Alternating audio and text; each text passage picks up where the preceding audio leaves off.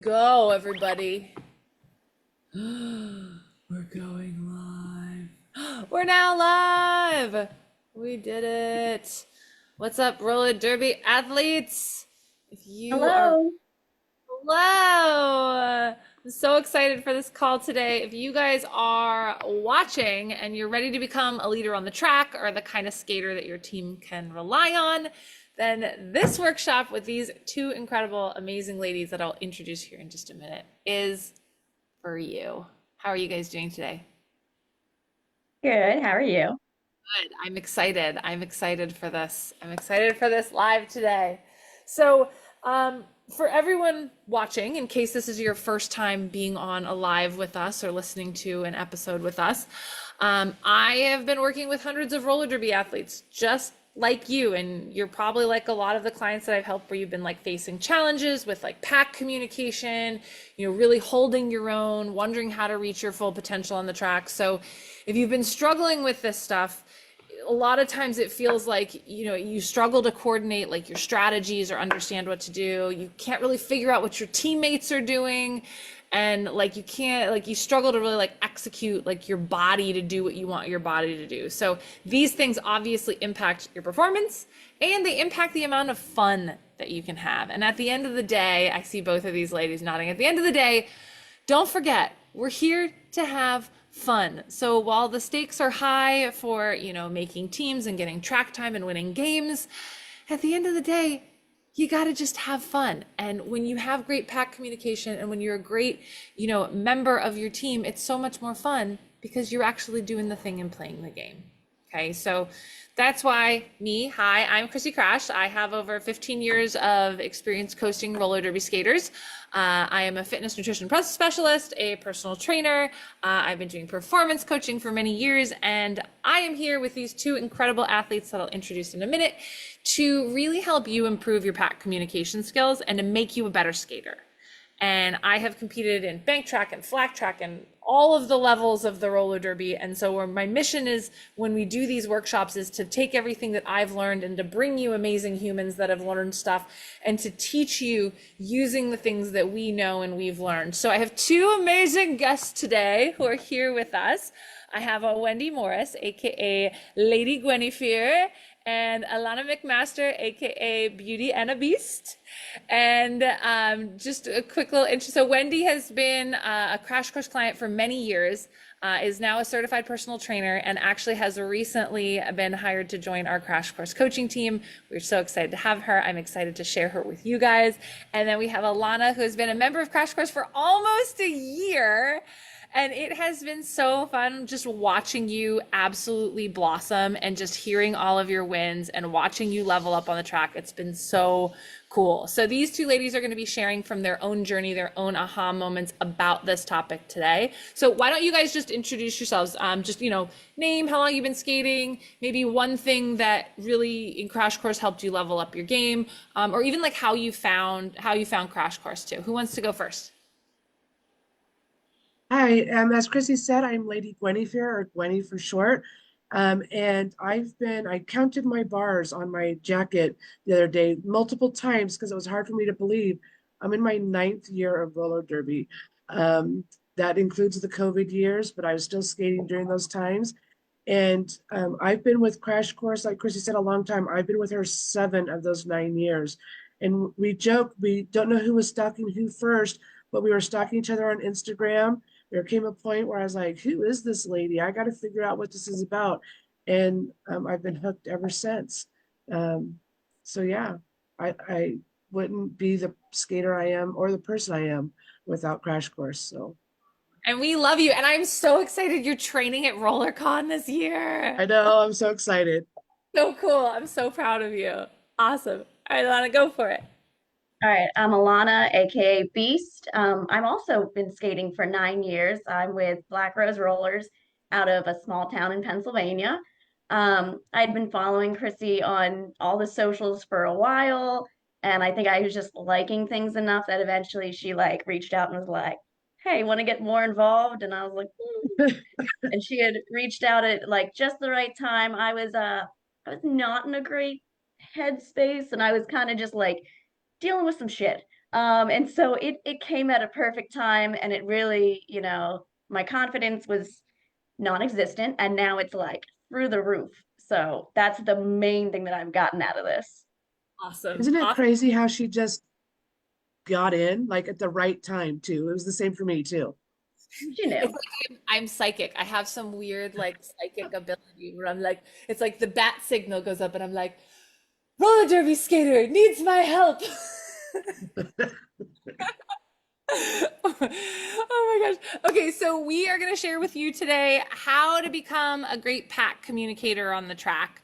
And we're going to give you some key steps on really how to become that kind of a leader. And I know that sometimes, turning knowledge into action can feel a little bit overwhelming. So I promise that at the end, we're not going to leave you hanging. I will give you info on how we can help you like fast track your game, and really, really level up faster and put this stuff into action. So stay tuned for that. So let's get into it. Are you guys ready? Yes. Yeah, let's do it. If you are watching on live or you're watching the recording, go ahead and put I'm ready in the chat. And if you are watching the recording, could you please also hit like type recording?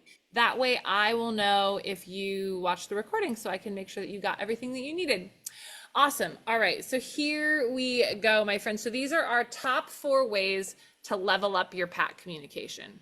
So first things first is actually just committing to being a communicator, right? Like it really takes just deciding, like, I'm going to be one of those people that talks on the track. I'm going to be one of those people that's saying jammer inside, jammer outside, jammer lane 1, jammer lane 2, jammers out of the pack, go help our person in the back. Where's the offense?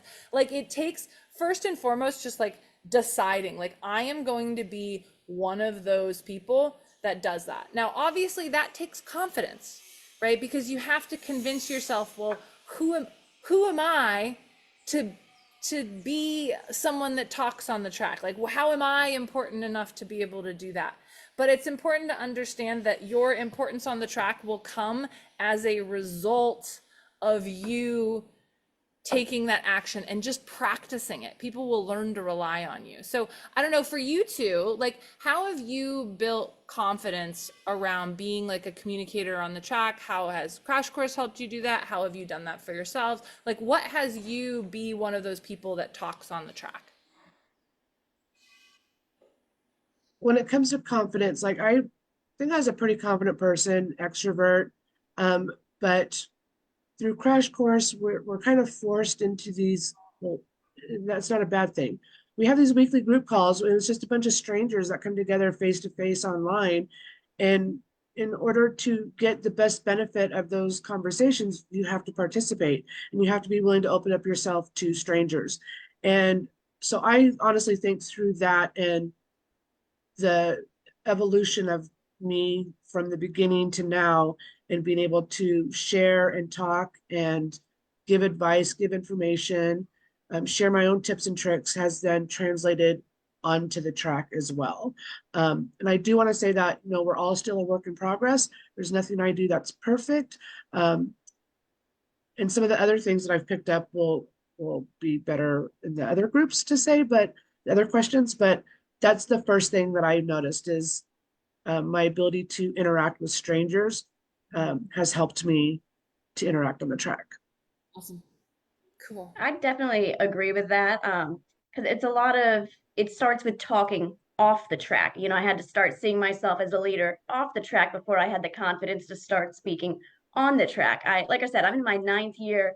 I've been around for a while, but at the same time, I still was like hesitant to speak up, even though I was one of the more veteran members, because I had a lot of like imposter syndrome going on where I was like, oh, I'm just a B team skater. Like, I can't be saying anything. Let the all stars talk. But like, I was the only one saying that. The all stars weren't saying that to me. They were saying, please talk more. So it was very much like in my own head, and I just had to start seeing myself outside of it. Like Wendy said, in the group calls and in our Facebook group, just anytime people are posting, like not being afraid, it's just typing a few words, just commenting on people's posts, and just like little by little, I started to get more confident and be like, I know what I'm talking about. I know what I'm doing out there. I just got to start saying it. Yeah, I love that. And I love what you said about there's no one that's telling you not to talk. Like, I don't think there's anyone in roller derby that's like, don't say anything on the track until you know what you're saying. Like, we're all like, no, new person, tell me where the jammer is. Everyone, talk about what's happening. And so that's such a really great point is like, yes. And like Wendy said too, like it starts off the track of considering like, where else can you practice using your voice? Where else can you practice speaking up? Like, right? Like, where else can you build that skill and then take that skill into derby? And similarly, where else are you already a leader in your life that you can pull that confidence from? I love that. Awesome. Okay, so the second part of building pack communication is warming it up from the beginning of practice. Now, this is something that for me, because I've always been a big pack communicator, maybe you guys don't know this, I played soccer growing up and I was a goalkeeper. And so as a goalkeeper, my coach said that no matter what was happening, my job was always to tell everyone what was happening. And so I was always, she's like, I never want to hear you shut up for the entire game. So the entire game, my job was, the ball is over there, the ball is over here, you guys come back, you guys go forward. And so I like had this skill that I built from like being a little kid. But one of the things that I learned during soccer that I brought into roller derby was the concept of warming up my communication. Like, just like we warm up our physical bodies during our warm up on the track, how are we warming up our communication? If most practices we start in some kind of a pace line at some point or another, and you've got people weaving through, like, are you just silently skating? Or are you looking back, seeing who's coming and saying, okay, you know, jammer on the inside, jammer on the outside, inside, outside, like starting to warm up your voice. And this is something like for me, there's a couple things I think about personally when I'm warming up, and I'd love to hear what you guys think about when you're warming up too. For me, what I think about is I think about warming up my body, my eyes, and my voice. So like I start doing things like glancing really quickly from side to side because I'm warming up my visual pack awareness. I'm getting my brain used to looking here and then knowing what's going on here. And then similarly, I'll start warming up my voice. So I'll be saying things like inside, outside. So I'm curious for you guys, do you have any sort of rituals that you do at the beginning of practice, whether it's around communication or whether it's just around your mindset or warming up your body or anything like that? Yeah, for mindset, it always starts for me on my way to practice. I've got like a 45-minute drive, which is a decent drive to get there.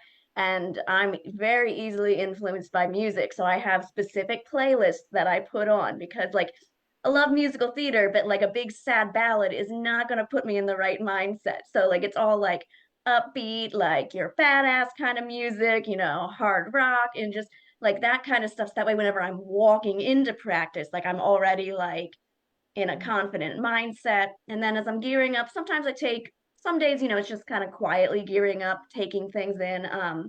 Our fresh meat practices right before we do our new skaters. So it starts with that, kind of just watching what they're doing, calling things out, like a lot of like, good job, way to do that crossover, and just starting right there with that. And then just checking in with people. Even if, morning practices, everybody makes fun of me because they know it's a fake smile. They're like, how are you, Beast? And I'm like, great, I'm fine, everything's great. But, just fake it till you make it. But, kind of just checking in with people, seeing if anybody needs a little extra love and support that day. But it definitely starts like before the skates are even on my feet and on the track. Awesome. I love it. Yeah, I'll be honest, I hadn't thought about it until you sent me this question earlier today. Because we do the pace line and we do talk through that. But last night at practice, I'm running practice, and so I didn't get to do it, which I'm really bummed out about. But I put everybody in their tripods with a jammer, and I was like, okay, jammers, you just do whatever you want, like literally whatever you want. And backward facing blockers or bracers, you're the only ones that are allowed to talk right now. And you are going to tell us everything that the jammer is doing. And I don't care, jammers, if you want to do a cartwheel, do a dance, whatever you then tell us what they're doing. And they had a good time about it. In my game a few weeks ago, I was the backward facing blocker and I was like, in, out, jammers this, jammers that. And then I went, wait, because the jammer had fallen down. And I went, wait. And then one of my butts said, well, where's the jammer? And I was like, the jammer's on the ground. And and I was like, okay, jammer's up. But I've learned yeah, so that was a fun drill that we did. And they said that they had a good time and that the jammers did some silly stuff and they found it sometimes difficult to describe what the jammer was doing. And I was like, well, the drill did its job then. Yeah, but really bummed that I thought of it and then didn't get to do it because I was with our new skaters. But yeah. Well, I love, so two things. One, I love that you pointed out something that I think it's important for new skaters to get, is that at some point you're going to get so good at derby that you'll be able to have like a normal conversation on the track, like Yeah. in the like you'll be in like a triangle skating around at speed and like trying to like maneuver stuff, and you'll just be able to have this conversation of like, jammers here, jammers, well, jammers on the ground, well, now the jammer's getting back up, and like that comes right, that's like 9 years of roller derby of like building that skill of communication. So understand that as a new skater, that stuff comes, and that's such a great drill. If anyone's listening, please use this drill. And then Alana, I love what you said about that the preparation starts before you even get to practice, right? Because if you're in your head and you're still thinking about what's going on at work or at home while you're warming up on the track, it's not giving you the space to warm up being present. It's not giving you the space to be able to be present enough to communicate. So I would love to I want to tie that one in with warming it up at the beginning of practice, is leaving everything else outside, because you can't be thinking about outside stuff and communicating to your team what's going on the track at the same time. Awesome. Okay, sweet. So the third one, I think this is probably the most important one out of all of them, and that is leveling up your fitness. And I say this on these workshops a lot. I say it in Crash Course to our members a lot. Endurance wins games. Because at the end of the day, if you're thinking about catching your breath, if you're thinking about praying that the jam is over soon, if you can't think because there's no oxygen to your brain, if you can't speak because you're breathing so heavy, you cannot communicate on the track. And so it's so important to understand that epic fitness enables pack communication. And so for you guys, like, have you noticed that difference as you've been doing more targeted derby specific workouts? What's that been like for you, leveling up your fitness, and how that's impacted your pack awareness, your communication, all that stuff? I think for me, I was a runner before I started doing derby. And so I've always had this like really good recovery time, probably because I'm a really super slow runner, but that's okay. So a recovery time for me is nothing. So a 2 minute jam and then coming back out, I'm ready to go the next time we're in. And that's always been the case. Um, but I still was getting tired in the beginning of my derby playing times um, because I didn't have um, the stamina to go. I tell people it's 2 minutes of this and then you rest, 2 minutes of this and then you rest. So I could do 2 minutes of this and then rest, but then the next time I went out to do the 2 minutes, there were some times where it was a little bit more difficult, and I found myself, I would hold my breath, and so I wasn't communicating because I was forgetting to breathe. Um, and I don't know if it's that I couldn't breathe or if I was just forgetting to breathe. Um, but it's something that I've noticed that I don't do as much anymore. And uh, I certainly think that I would agree that if you can't breathe, then you can't communicate. And I've noticed that in those early years, I only was like focused like right here as to what was happening. And now I'm pretty confident that um, I know what's going on in different areas here and there on the track. And again, still a work in progress, still, fine tuning things and trying to get better every day. Um, but again, in that game recently, our jammer took off their helmet cover and I noticed it, and they weren't supposed to do that. But it's okay, like things happen. And like you were saying about this conversation on the track, one of my butts and I had this long conversation about them taking off the helmet cover, and now it's a 2 minute jam. And we talked for maybe 30, 45 seconds. Um, can't remember where the jammer was that we were supposed to be blocking, but I just remember that happened, and we had this conversation, and neither one of us felt winded afterwards, and we were out there for the whole 2 minutes, and yeah, Awesome. I think that's a coveted place that people want to get to, is like just yeah, being able to do a 2 minute jam is so important. And then being able to do back to back 2 minute jams. yeah. What about you, Lana?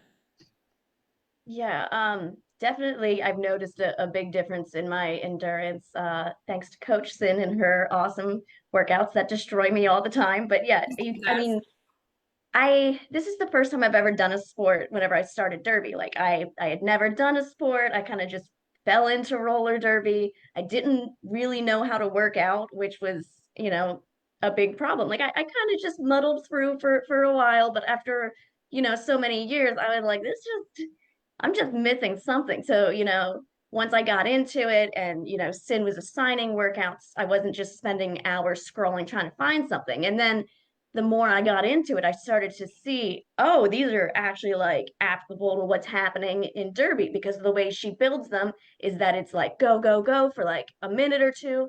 And then it's something a little bit more, I don't want to say easier, but going back and forth with those hit style workouts, it really like lends into how gameplay actually is. And so it definitely helped that I was primarily a jammer, still primarily a jammer. But now I've started blocking a lot more. The sun keeps going behind clouds, so I keep getting dark.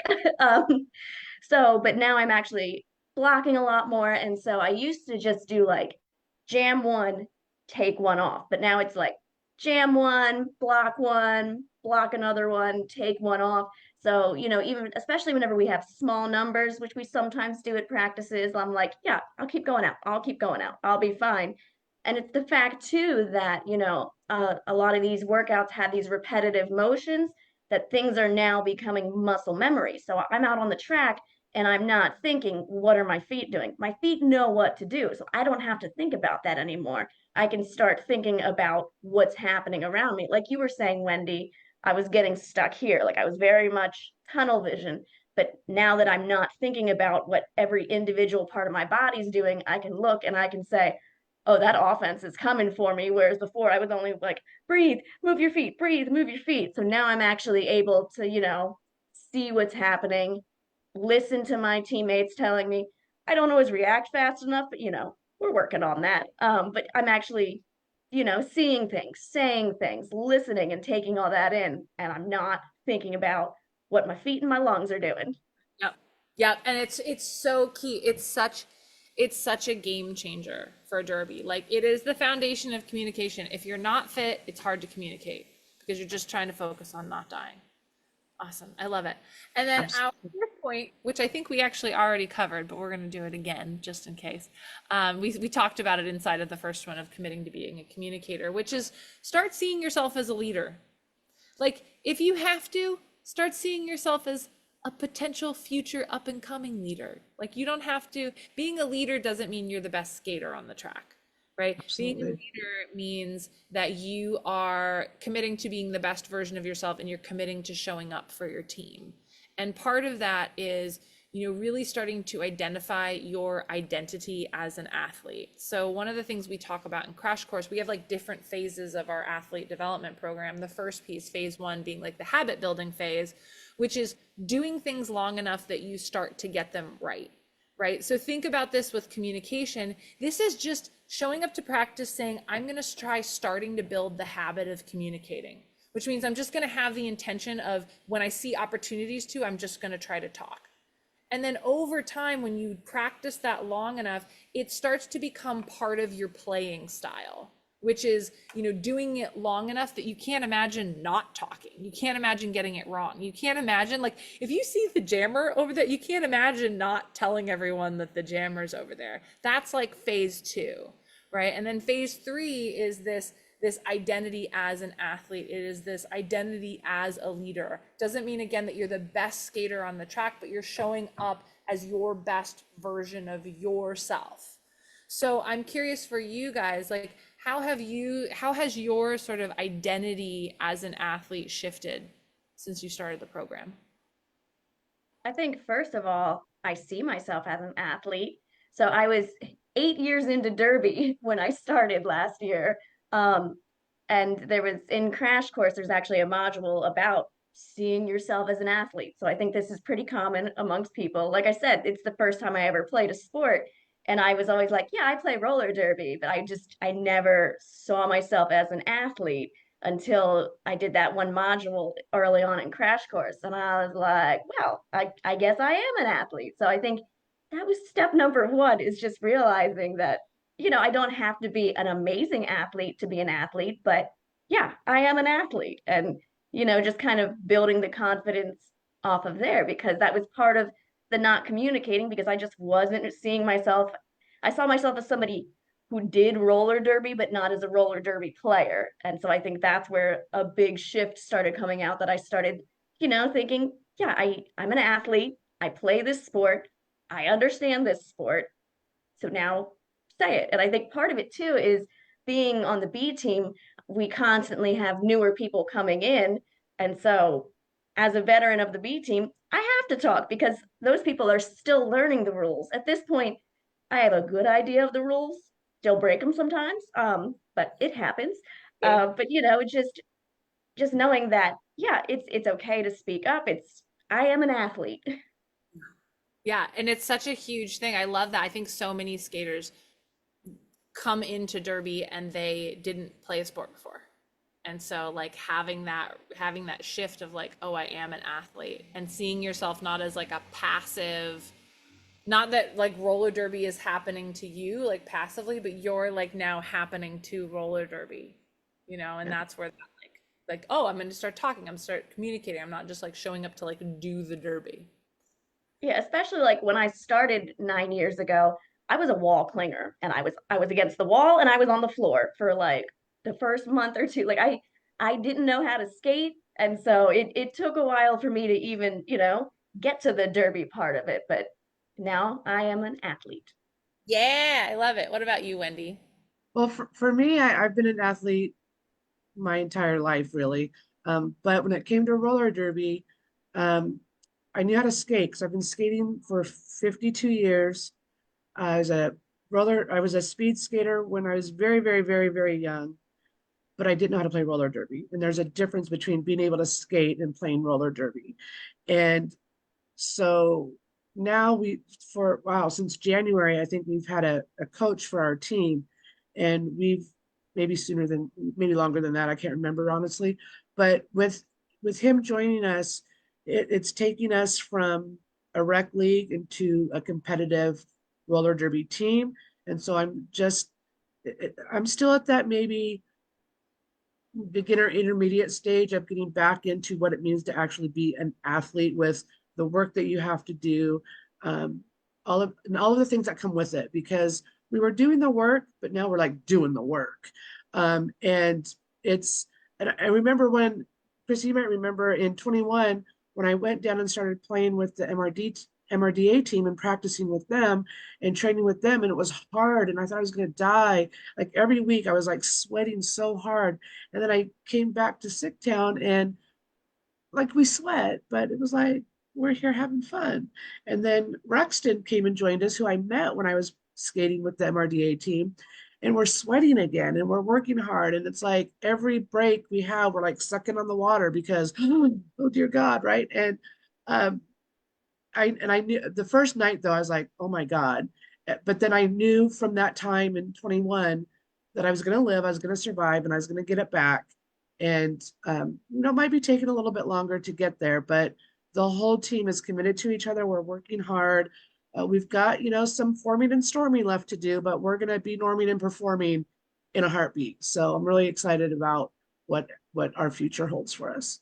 Awesome. I love that. And I love that you guys are just committing as a team to working and just doing the hustle. Like I just found out we have a tournament coming up in October for my team down here in Costa Rica. And so I just like switch flipped. Like I've been on like chill mode for the last like 6 months. And like as soon as they told me that, I'm like, well, time to get back to work. And so it's like, no, by the way, Wendy just made me an awesome. I was like, Wendy, will you make me a training plan? So Wendy made me my training plan. I like making other people. It's like I'm like great. I'm like it's so much. I like it so much more when someone else tells me what to do versus me making my own plan. I don't know if anyone else can relate. So I was like, all right, Wendy, make my training plan. My butt is so sore today. So fucking sore. Awesome. Thank you for that. Yeah, you're Um, welcome. yeah. So hopefully this is helpful for you guys. Ouch. I just burnt my foot on some mosquito incense. Sorry, we're in like rainy season and I have a thing of fire underneath my foot. That was a terrible idea. But yeah, so hopefully this is helpful for you guys thinking about pack communication, understanding that it really starts with you stepping up as a leader. It starts with you building your confidence, you making the decision to do it, and you really building that athleticism so that you can do it. And as you can probably see from, from Wendy and from Alana, like you can, these kinds of transformations are possible, right? And skaters like you guys have, really next leveled their derby game 100 times over. And we've done this with over 500 skaters around the world. And so I've laid these 4 things out for you, right? Now it's up to you to really go and take them on and run with them. So like I said in the beginning, I will give you ways that we can help give you tracks to run on. So for those of you guys that maybe you do need additional support, we have set aside some times for free strategy sessions with Coach Pam, who's our strategy coach. So if you want those, I'm going to go ahead and put the link in the show notes in the body of the post, so that you can jump on there. And then here's what you can expect out of that call. So number 1, we're going to talk about setting goals for the next 6 months, just to really clarify your trajectory. 2, we'll overcome any like roadblocks or look at what's really getting in the way of you making the progress. And 3, we'll look at what would be like a 16-week roadmap to really help you implement those strategies. So we do have a limited number of those spots. I'm going to put it right now in there. Boom. And so, yeah, I mean, here's the thing. At this point, the time of this recording, we're halfway through the season. It's time to step up. It's time to become a leader. I mean, Alana's almost her very first year. I think about 10 months, right? So think about where you were 10 months ago, right? And so anyone who's listening to this or watching this, I want you to think about where you could be 10 months from now, right? And it starts now though, like next season starts now. And it comes from stepping up, deciding to become a leader, elevating your performance, practicing your pack communication, and really committing to doing the off skates work that's going to help you become a great skater. So thank you guys for joining us. Thank you, Wendy and Alana, for taking the time and sharing all of your awesomeness and your stories and your insights. Hopefully we will be seeing some of this crew with us here in the near future, as we have, I believe, 4 more spots for June available. So if you want to apply, the link is there, and we will see you guys on the other side. Thanks for joining us. Bye. Thank you. Yeah.